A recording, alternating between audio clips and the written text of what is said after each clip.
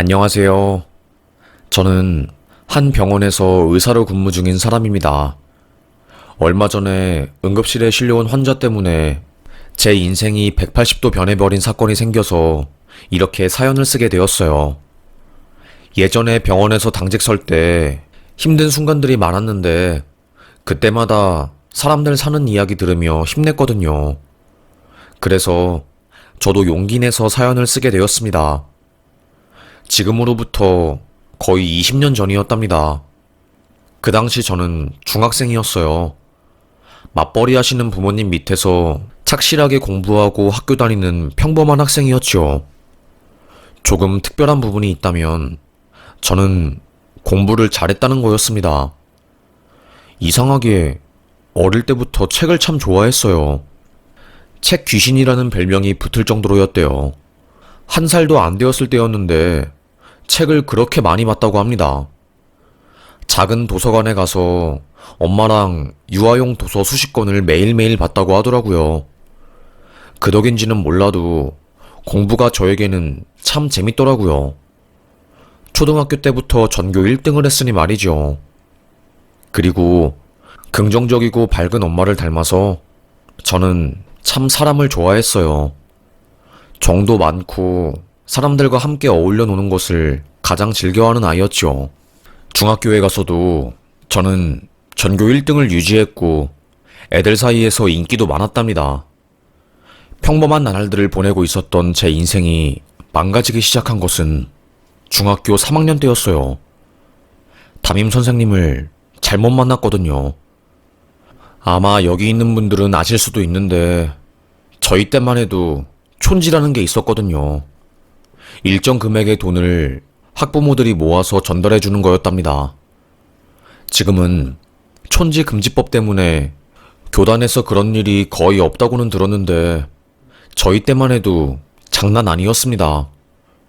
우리 엄마랑 아빠는 힘들게 사시고 있었기에 학교에 와서 참관 수업을 하신다거나 담임쌤과 상담할 시간적 여유가 없었어요. 저는 그 당시 반 학생회장이었는데 학부모 모임 중에 우리 엄마만 유일하게 참석을 못했답니다. 부회장 어머니께서 조심스럽게 저에게 진모야, 어머니들끼리 돈 모아서 선생님한테 전해주려고 하는데 10만 원 정도 걷기로 했거든? 어머님께 전달 좀 해줘. 저는 엄마한테 말하지 않았어요. 괜히 어깨에 부담을 지어드리고 싶지 않았고 왜 선생님한테 돈을 줘야 하는지 이해도 안 되었고요. 끝까지 제가 돈을 안 내니 결국 저 빼고 다른 어머님들끼리 돈 모아서 선생님한테 전달해드렸습니다. 그때부터 선생님은 저를 싫어했던 것 같아요. 하루라도 급식비가 밀리면 분필로 칠판에 아주 커다랗게 제 이름을 쓰고 애들 앞에서 망신을 주고는 했습니다. 돈이 없으면 급식을 먹으면 안 되지. 라면서요. 이거는 시작에 불과했어요. 저희 반은 생일 때마다 애들이 떡을 돌리거나 맛있는 간식을 사서 반 애들한테 주는 문화가 있었어요. 이 문화도 담임 선생님이 만든 문화지만요. 제 생일 때 저는 아무것도 안 했습니다. 돈이 없었으니까요. 그리고 부모님한테 부담 주기 싫어서요. 당연히 담임 선생님한테도 드리는 게 없었지요. 그날 선생님은 교탁에 나와서 참 이기적이야 진모는. 지금까지 애들 생일 때마다 슬금슬금 간식 얻어먹었으면서 본인 생일에는 입 싹 닫네. 선생님은 그런 애들이 제일 싫어. 공부 잘하면 뭐하니? 기본이 안 되어 있는데. 인성이 안 좋은데 말이야. 회초리로 책상 위를 탁탁 치면서 큰 소리를 냈습니다. 그래도 다행인 것은 애들이 저를 싫어하지 않았다는 거였어요. 학교 전교 1등인 저는 쉬는 시간마다 애들의 문제집 질문에 정성스럽게 대답을 해주었거든요. 모르는 게 있으면 두 팔 걷고 알려주었고요. 저도 애들한테 무언가를 알려주는 게 참 재밌더라고요. 문제는 2학기 때였습니다. 공부하느라 반장, 부반장 선거에 더 이상 나가지 않았어요. 2학기 때도 촌지를 내지 않는 사람이 저랑 유식이 둘뿐이었습니다. 유식이는 전학온 아이였고 미국에서 살다 와서 한국말이 서툴렀어요. 선생님은 반에서 저랑 유식이를 가장 싫어했고요. 국어 수업 시간에 유식이가 선생님의 질문에 대답을 제대로 하지 못하자 갑자기 선생님이 김유식, 너 나와. 소리를 고래고래 지르더라고요. 깜짝 놀란 그 친구는 눈물을 흘리며 책상에 엎드려 울었습니다. 선생님은 성큼성큼 걸어와서 그 친구의 머리끄댕이를 잡고 이렇게 세웠어요. 그리고는 뺨을 냅다 때린 거였습니다. 어찌나 그 소리가 크던지 애들이 전부 다 쳐다볼 정도였고 어떤 애는 손으로 입을 틀어막았어요. 보는 저조차도 깜짝 놀랐기 때문이었죠. 쉬는 시간이 되자 그 친구는 무단으로 학교를 뛰쳐나갔습니다. 선생님은 별일 아닌 취급을 했고요. 저는 참을 수 없었습니다. 아무런 죄 없는 친구의 뺨을 때리는 선생님의 행동은 이해할 수 없었거든요. 다음 수업 시간이 되었고 선생님이 다시 교실로 들어왔어요. 몇몇 애들도 화가 나서 수업을 듣지 않고 교과서만 보고 있었죠. 화가 난 담임은 니네들 뭐 하는 거야 단체로? 지금 나랑 장난하자는 거야? 그때 저는 의자를 빼고 일어났습니다. 놀란 담임은 당황스러운 표정으로 저를 쳐다보더라고요. 선생님, 이건 너무하신 거 아닙니까? 저랑 유식이만 촌지 안 냈다고 대놓고 차별하시는 거 아니에요? 유식이가 뭘 잘못했길래 애들이 다 보는 앞에서 뺨을 맞아야 해요? 저도 그동안 서러웠던 게 폭발하면서 눈물이 날 뻔했어요. 선생님은 이 새끼가 어디서 못된 것만 배워가지고 제 뺨을 수없이 쳤습니다. 여자애들은 깍 놀란 비명을 지르고 저는 고막이 터진 건지 머리에서 삐 소리가 나고 귀에서는 뜨거운 액체가 흘러나오는 것 같은 기분이 들었어요. 얼마나 맞은 건지 남자애들도 선생님 보고 제발 그만하라고 말릴 정도였죠. 키는 제가 훨씬 컸지만 살집이 있는 선생님보다 힘은 약해서 속절없이 귀가 얼얼해질 때까지 맞고 또 맞았습니다. 소란스러운 소리가 들려오자 옆반에서 수업을 하고 계시는 미술 선생님이 달려오셨고 제가 맞는 것을 본 순간 뒷문을 박차고 들어오셨어요. 최 선생님, 지금 학생한테 뭐 하시는 거예요? 그 순간 교실에는 정적이 흘렀고 담임쌤은 마지막으로 발로 제 명치를 팍 찬 후 쓰러뜨렸습니다. 미술 선생님은 우리 반 애들 일에 신경 쓰지 마세요. 하지만 미술쌤은 저를 데리고 반 밖으로 피신시켜 주었어요.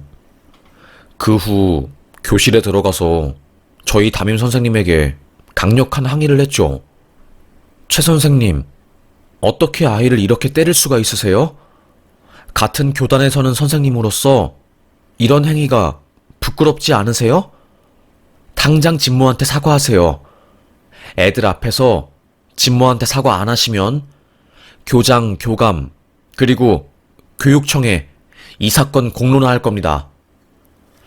자존심이 센 두 선생님의 실랑이는 계속되었습니다. 저희 반 부회장이 휴지를 가져와서 저의 얼굴에 흐르는 피랑 눈물을 닦아주었어요. 그때 복도 쪽에서 유식이 부모님이 경찰을 대동하고 저희 반 앞으로 오는 겁니다. 선생님에게 뺨을 맞은 유식이가 집에 가서 이 모든 사실을 부모님한테 말한 모양이더라고요. 미국 대사관 쪽에서 일하시는 아버님이 엄청 화가 나서 지인 변호사분과 함께 경찰을 대동한 거였고요. 미국에서 통역을 하고 있던 어머님도 소식을 듣고 버선발로 달려온 거였죠. 사건은 커졌고 결국 저희 담임 선생님은 그날 교장실에 불려가서 하루 종일 반에 들어오지 않으셨답니다. 미술 선생님은 저를 꼭 안아주었어요. 진모야, 마음 괜찮아? 진모 마음에 큰 상처가 남을까봐 선생님은 너무 걱정이네. 그날 이후로 저희 담임 선생님은 징계를 받으셨어요. 임시 선생님이 오셔서 저희 반을 담당했고요. 아마도 유식이 부모님이 사건을 크게 만들겠다고 으름장을 피우고 아는 인맥을 다 동원해서 학교를 뒤집어 놓으려고 했나봐요. 그래서 교장 선생님이 사건을 심각하게 보고 담임쌤을 교체한 거고요. 그 사건 이후로 유식이는 전학을 갔고 저는 학교에 계속 남아 있었습니다. 그런데 애들은 저를 피하더라고요. 제가 불편했나봐요. 친구들이 참 많았던 저인데 한순간에 전 혼자가 되었답니다. 체육 시간에도 늘 혼자. 배구공을 잡은 아이들은 저를 없는 사람 취급했고 제가 복도를 지나가면 지들끼리 쑥덕거렸어요. 전교 1등이던 저는 중간고사 때 전교 34등까지 성적이 내려갔고 그때 우울증이 왔었죠. 그걸 알게 된 미술 선생님이 매일매일 저희 반에 찾아와서 저에게 말을 걸어 주었어요. 혼자 밥을 안 먹으니까 점심시간에 저를 따로 교무실에 불러서 도시락을 챙겨주곤 했죠. 네가 잘못한 거는 하나도 없으니까 떳떳하게 살면 된다고 하면서요. 그 말이 얼마나 위안이 되었는지 몰라요. 선생님은 네 편이니까 두려워하지 말라며 제 손을 꼭 잡아준 미술 선생님 덕분에 무사히 졸업할 수 있게 되었습니다. 졸업하는 날 선생님께 감사의 인사를 전했어요. 저는 고등학교에 올라가고 나서도 꾸준히 쌤과 연락하며 지냈고요. 다행히 고등학교에서는 좋은 선생님을 만날 수 있었고 그때 촌지 근절법도 시행되었어요. 공부에만 온전히 몰입한 저였답니다. 하지만 불의의 사고로 부모님 2명을 모두 한날 한시에 잃게 되었지요. 아직도 그날을 생각하면 가슴이 아파와요. 강원도 정선으로 가는 고속버스가 전복되었다는 뉴스 기사가 속보로 떴고 그때 교실에서 공부하고 있었던 저를 황급하게 찾아온 교무실 담당 직원이 뒷문을 열고 들어왔지요. 진모야, 가방 챙겨서 빨리 나와. 애들은 다 저를 쳐다보았습니다. 알고 보니 우리 부모님이 그 버스 안에 탔었던 겁니다. 병원에 도착하니 이미 싸늘한 주검이 되어 있는 엄마 아빠. 그때 얼마나 울었는지 몰라요. 학교 애들도 소식을 듣고 빈소를 지켜주었지요. 혼자서 상주가 된 저는 너무나 경황이 없었습니다. 그때 같이 상주 노릇을 해주신 분이 중학교 때 그 미술 선생님이었어요. 제 이야기를 전해 듣고서는 빈소를 물어 찾아와 주셨습니다. 발인까지 함께 해주신 미술쌤은 제 손에 돈 100만 원을 쥐어주면서 진모야, 절대 죽지 말고 산 사람은 살아야 한단다. 알겠니? 이 돈으로 문제집 사고 공부해. 악착같이 공부해서 살아남자. 얼마나 울었는지 모릅니다. 그렇게 저는 고등학교 2학년 말 부모님 2분을 하늘나라에 보내드렸네요. 죽고 싶고 엄마가 보고 싶었지만 꿋꿋하게 공부했습니다. 포기하고 싶을 때면 입에 얼음을 물고 책을 받고 잠이 올 때면 포크로 허벅지를 찔러가며 공부했어요. 결국 의대에 입학했습니다. 가고 싶은 학교보다는 더 낮은 대학의 의대였지만 그래도 꿈을 이뤘다는 점에서 참 기쁘더라고요. 서울에 있는 대학에 들어가 자취하게 되었어요. 부모님이 돌아가시면서 받게 된 보험금으로 대학 등록금을 마련했고 틈틈이 과외 알바를 해서 생활비로 썼답니다. 예과 2년, 본과 4년 후에 병원에 들어가 실습을 하고 있었을 때였어요. 원수는 외나무 다리에서 만난다고 제가 응급실 실습을 돌 때 한 취객이 저희 병원에 찾아왔습니다. 소주를 마시다가 시비가 붙었고 상대 측 테이블에서 그 취객한테 소주병을 휘두른 모양이더라고요. 이마 한쪽이 찢어져서 피가 나고 있는 상황이었습니다. 얼굴도 맞아서 퉁퉁 부었고 그 위에 피까지 흐르니 사람 얼굴이 제대로 안 보이더라고요. 의사 양반, 내 얼굴 좀 빨리 꼬매봐. 내가 사람 앞에 나서는 직업인데 이쁘게 좀 꼬매봐. 그때는 수련한 지 얼마 안 되었을 때라서 너무 떨리더라고요. 간호사들이 알코올 솜으로 그 환자 얼굴에 있는 피를 닦아내고 소독을 한 순간 저는 깜짝 놀랐습니다. 얼굴을 제대로 쳐다보니 중학생일 때 제 뺨을 수도 없이 때린 그 선생님이었던 거였어요. 피가 다 닦아진 그 사람도 눈을 떴고 절 보자마자 알아보더라고요. 뭐야? 휘성중학교 진모 아니냐? 네가 의사가 됐어? 네가? 어? 제 앞에서 기고만장하고 거만한 거드름을 피우더라고요. 니한테 내 이마를 어떻게 맡기냐? 개판되면 네가 책임질 거냐부터 시작해서 소리 지르고 난리도 아니었습니다.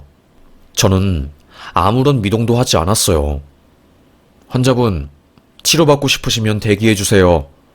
한 번만 더 난동 피우면 의사는 의료 거부할 수 있고 경찰서에 인계 시 의료행위 방해한 자는 형사처벌 받을 수 있습니다. 피도 눈물도 없는 사람처럼 냉정하게 말하니 그 선생도 깨갱하더라고요.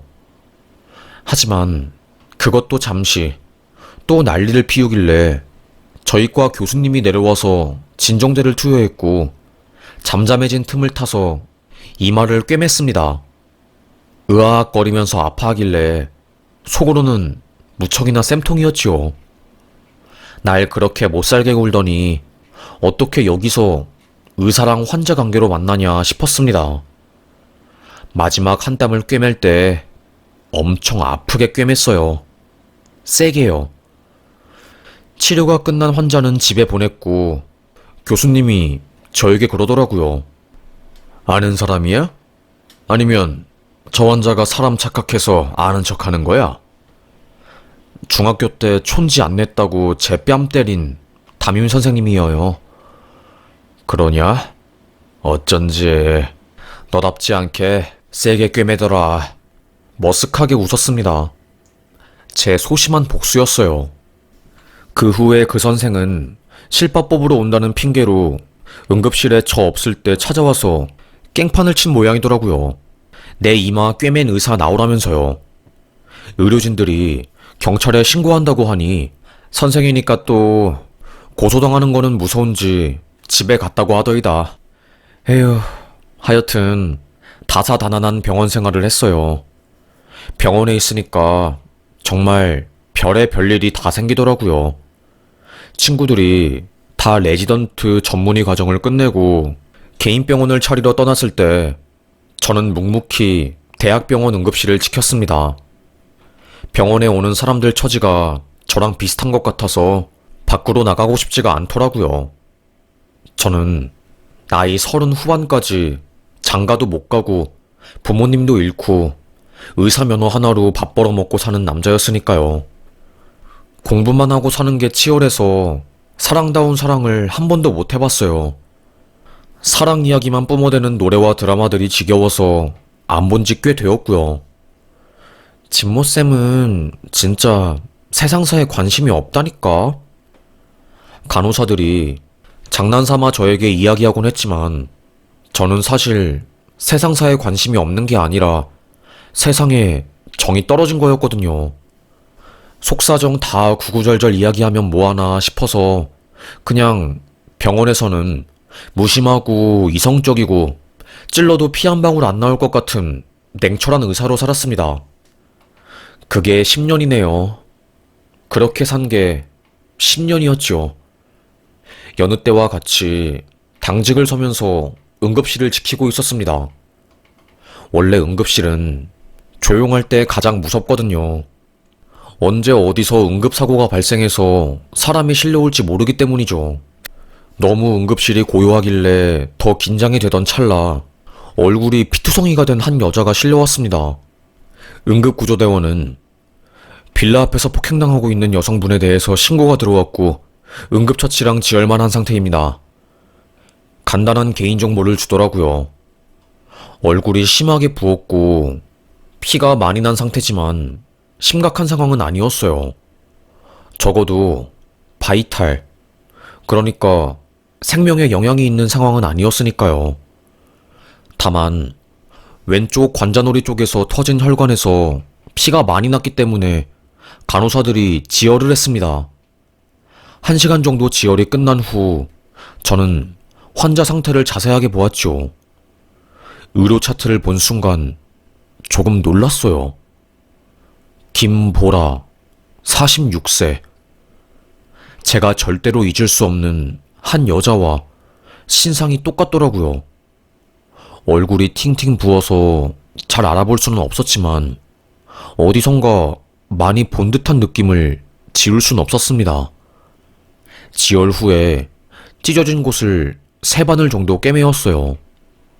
골절 검사를 위해서 CT를 찍어보니 다행히 골절된 곳은 없었고요. 그때 갑자기 병원 안으로 술에 잔뜩 취한 한 남자가 불이 나게 달려오는 겁니다. 김보라, 이 개 같은 여자 어딨어? 너 오늘 죽여버릴 거야. 너 죽고 나 살자. 바로 병원 경호원을 불렀습니다. 알고 보니 그 여자 남편이었고 오랜 시간 동안 가정폭력을 저지른 모양이더라고요. 셀 수도 없이 많이 저지른 외도, 그리고 폭행 때문에 이웃 주민들은 그 남자의 악행을 익히 알고 있는 듯 해보였어요. 경찰들도 수십 번 출동했지만 매번 본인들이 할 수 있는 게 없어서 돌아가고는 했다네요. 그러다가 이 사단이 벌어진 거죠.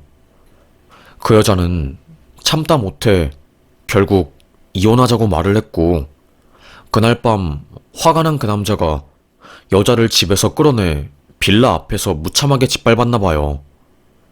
그 환자 옷을 갈아입힌 간호사 말로는 몸에 멍이 말도 못했대요. 무슨 분장한 사람처럼 시퍼렇게 온몸이 멍이었답니다.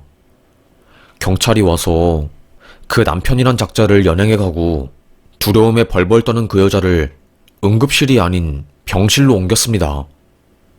그런데 아무리 봐도 김보라, 그 환자분, 제가 아는 여자와 너무나도 닮아 있었어요. 당장 말은 못 걸어도 퇴원하기 전에 꼭 한번 이야기를 해봐야겠다 마음을 먹었습니다. 정신적인 공황장애랑 발작이 심해서 같은 병원 정신과에 입원한 그 여자를 찾아갔어요. 이마에 꿰맨 자국도 볼 겸 근황을 보려고요. 얼굴에 붓기도 빠지고 조금 안색이 좋아 보였습니다. 그 환자는 다시 찾아온 저를 보고 조금 놀란 표정을 짓더라고요. 응급실에 왔을 때는 경황이 없어서 제 얼굴을 잘 못 본 것 같더라고요. 혹시 이름이 진모 아닌가요? 익숙한 얼굴이라서요. 세상에, 먼저 저를 알아본 거였습니다. 선생님, 저 진모 맞아요. 미술 선생님, 김보라 선생님 맞으시죠? 저희는 깜짝 놀라서 아무 말도 못했어요. 잠깐 담당 정신과 선생님에게 양해를 구해 선생님을 데리고 병원 복도로 나갔어요. 어떻게 된 일이에요, 선생님? 그동안 연락하고 싶었는데 다른 학교로 넘어갔다는 소식 이후로 연이 끊겼잖아요. 괜찮으세요? 들키고 싶지 않았는데 내 치부를 우리 진모한테 다 들켜버렸네. 선생님은 저에게 이야기를 해주셨습니다. 결혼정보업체를 통해서 만나게 된 남자와 결혼을 했고, 처음엔 성격 차이로 싸우다가 그 남자가 술만 마시면 괴물로 변했더래요. 주변 시선 때문에 이혼할 수도 없고 꾹 참고 살다가 남편분이 회사를 실직한 이후로 알코올 중독에 걸렸고, 그 스트레스는 고스란히 미술쌤이 가지게 된 거죠. 매일 반복되는 폭행과 폭언, 정신과까지 다니면서 참고 살아보려고 했지만 도저히 안 되겠어서 이혼하자고 한마디 내뱉었더니 그날 또 무시무시한 폭행이 날아온 거였습니다. 선생님, 내가 도울게요. 남편이랑 이혼하는 거 내가 도울게요. 태어나면 집에 들어가지 말고 저희 집에서 숨어 있으셔요. 여기 병원 5분 거리에 제 오피스텔 있거든요. 저 어차피 집에 거의 가지도 않아요. 그녀는 애써 저의 호의를 거절했습니다. 미안해서 어떻게 그러냐면서요. 저는 제발 부디 부탁이니 은신해 있으라고 했고요. 퇴원 후 남편이 다시는 폭행할 수 없도록 저희 집에 숨어 지냈습니다. 남편이 학교에 찾아와 깽판을 하도 많이 쳐서 일도 잠시 그만두었다고 하더라고요. 저랑 함께 이혼 변호사를 알아보고 소장을 작성해 날렸습니다. 그런데 어찌된 것인지 남편이 저희 병원에 찾아와서 제 멱살을 잡으며 소동을 부리더라고요. 네가 우리 마누라 숨긴 거 다 안다고 어딨냐면서요. 놀랐지만 차분하게 대응했습니다. 표정 하나 안 바뀐 채로 지금 멱살 놓지 않으면 경찰 부를 겁니다. 의사 폭행하면 어떻게 되시는지 알죠? 높은 확률로 징역형 나오고요. 말이 끝나기 무섭게 주먹으로 제 얼굴을 때리더라고요. 간호사는 바로 경찰을 불렀고 병원 경호원들이 와서 그 남자를 제압했습니다. 입술이 터져서 피가 흐르더라고요. 그런데 그때 알 수 없는 투지라고 해야 할까요? 끈질긴 승부욕이 생기더라고요. 천사처럼 착한 미술 선생님이 어쩌다 저런 짐승 같은 놈을 만난 건지 내가 목숨을 걸고서라도 선생님을 저놈에게서 뺏어와야겠다 싶었습니다. 응급실 CCTV를 경찰에 넘겼고요. 그놈은 전에도 폭행 전과가 있어 집행유예였기에 바로 구속수사가 되었습니다. 그 틈을 타서 이혼소송은 빠르게 진행되었고 너무나도 한쪽이 잘못한 게 극명했기 때문에 8개월도 안 되어서 선생님은 소송에서 승리를 했어요. 허무하다고 하더라고요.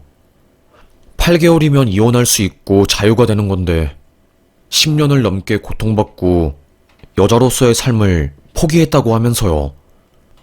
그 말이 얼마나 슬프고 마음이 아프던지 저는 선생님에게 오피스텔에서 계속 살라고 했습니다. 선생님은 이제 자기 돈벌이도 해야 하고 준비할 게 많다며 저의 제안을 조심스럽게 거절했어요. 그날 저희는 둘이 만나서 술집에서 술잔을 기울였어요. 그놈한테 맞아서 터진 입술에 생긴 희미한 흉터를 보고 선생님은 울더라고요. 손수건으로 눈물을 닦아주며 저는 저 많이 컸죠? 쌤 처음 봤을 때는 중학생 꼬마였는데 어느새 훌쩍 자라서 이제는 마냥 맞고 다니지는 않아요. 똑똑하게 처신할 수 있거든요. 힘든 일 있거나 제가 필요하면 언제든지 불러주세요. 그때 저는 선생님에게 심장이 뛰는 걸 느꼈습니다. 그동안 그녀를 보면 설레는 감정이 느껴졌지만 유부녀였기 때문에 감정을 숨기고 눌렀거든요. 우리 집에서 이불을 뒤집어 쓰고 벌벌 떨면서 환청에 시달릴 때도 저는 하나도 이상하게 보이지 않았습니다. 그냥 제가 보듬어주고 싶었어요. 이혼이 확정되고 나니 왜 이리 그녀를 제 품에서 떠나보내기가 싫은 건지.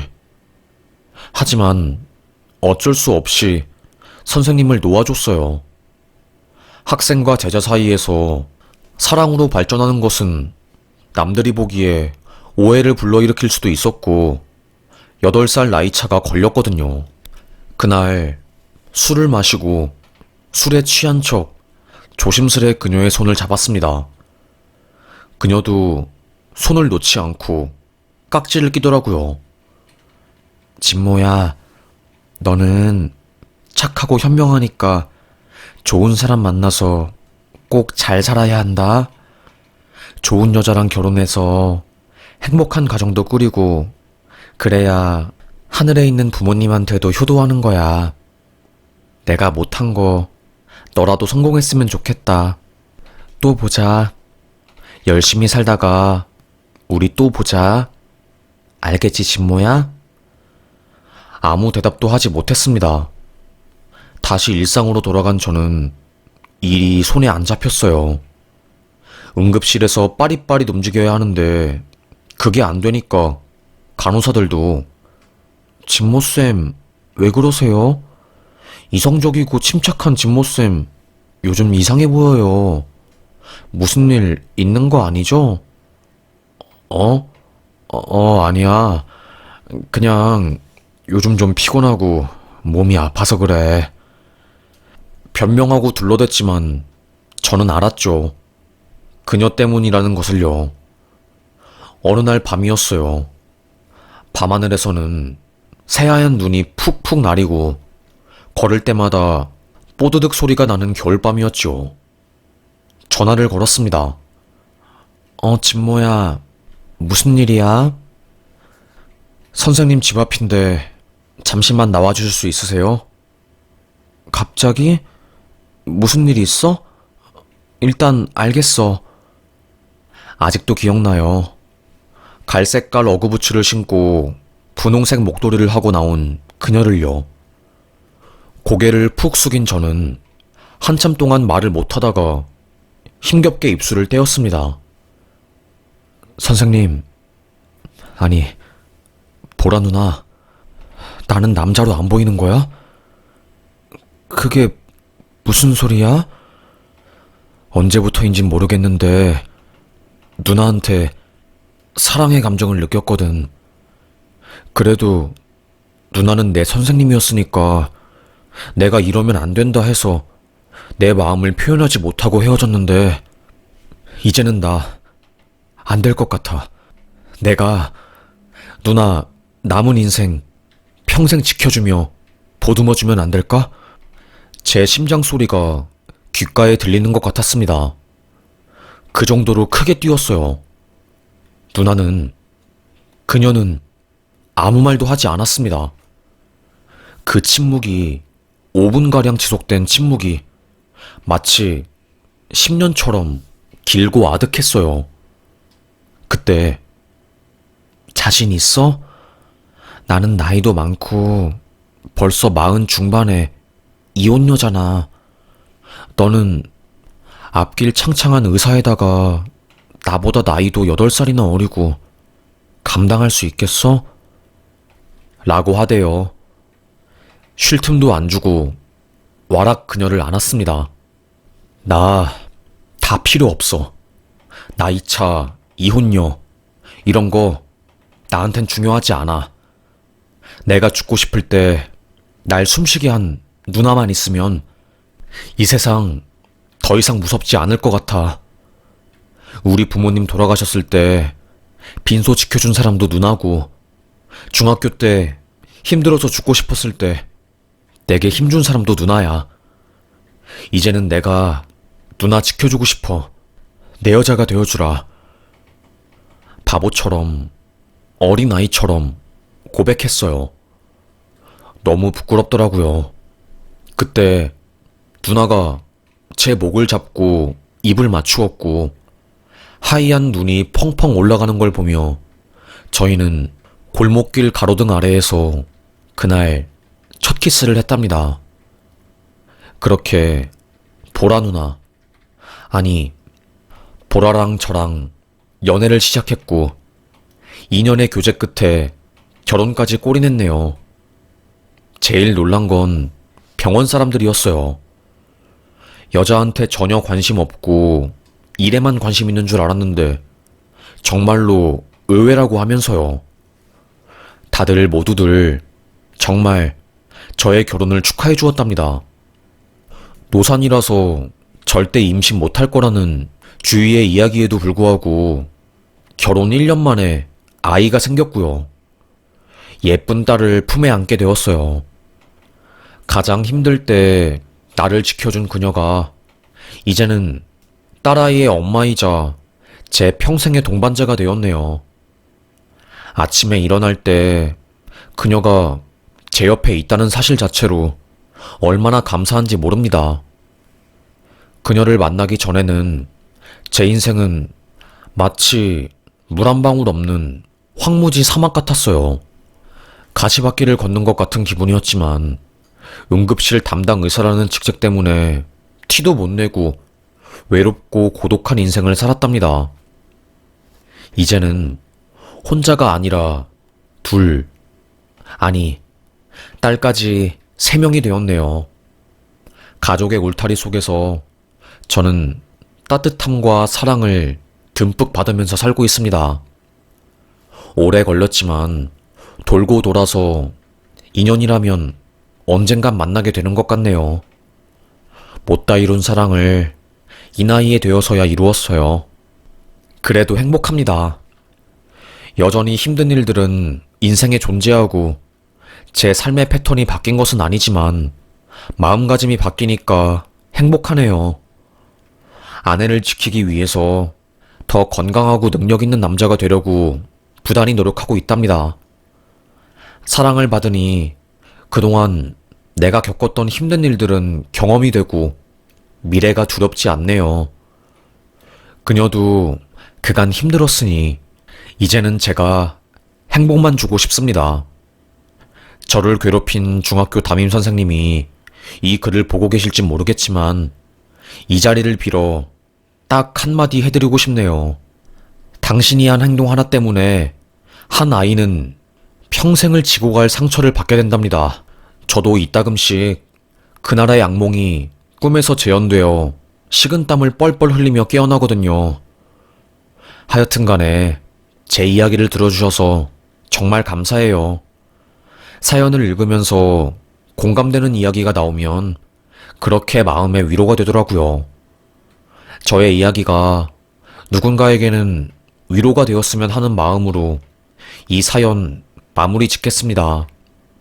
비가 추적추적 내리는 오늘 누군가 힘들어하지 않길 바라며 사연 마무리할게요.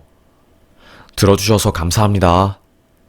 오늘도 조금씩 행복하고 무탈한 하루 보내시길 바랄게요. 감사합니다.